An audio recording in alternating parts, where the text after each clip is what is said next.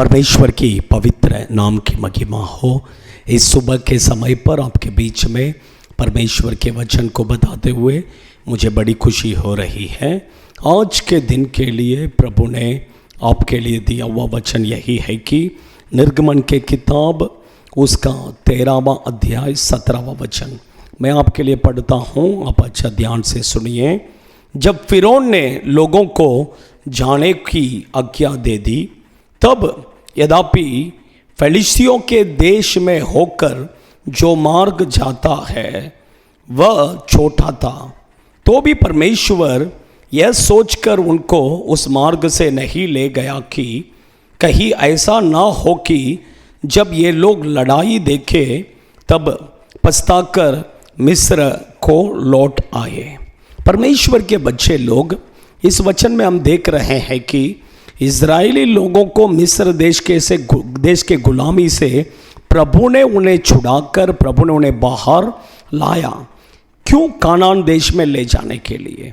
अभी देखिए, अगर फिलिस्तियों के देश में से अगर कानान देश में जाते हैं तो वो रास्ता बहुत नज़दीक है, लेकिन प्रभु उन्हें वहाँ से लेकर नहीं गया। प्रभु उन्हें बल्कि रेगिस्तान में से, जंगल में से प्रभु ने उन्हें घुमा कर लेकर गया। क्यों पता है क्या? परमेश्वर का एक ही मकसद वहाँ पर था कि प्रभु कहते हैं कि ताकि इज़राइली लोग फिर से जो मिस्र देश को छोड़कर बाहर आए हैं उस मिस्र देश में फिर से न लौट जाए।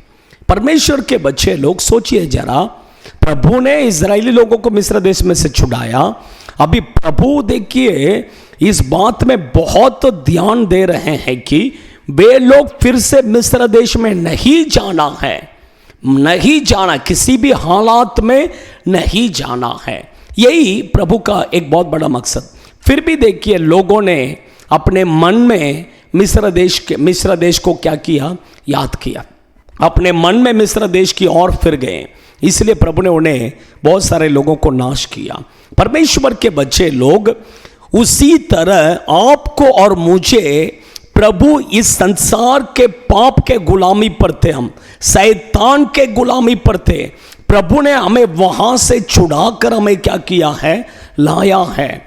अभी प्रभु आपके और मेरे जीवन में इस बात में प्रभु बहुत ध्यान दे रहे हैं कि आप और मैं जो पाप के जीवन को छोड़कर आया, जो पाप के गुलामी से बाहर निकले हैं, जो शैतान के गुलामी से बाहर निकले हैं, वहां पर फिर से उस पाप में, उस शैतान के गुलाम नहीं हो जाना है करके इस बात में प्रभु आपके और मेरे जीवन में बहुत ध्यान देते हैं। देखिए प्रभु कितना आश्चर्य रीति से उन्हें चलाया।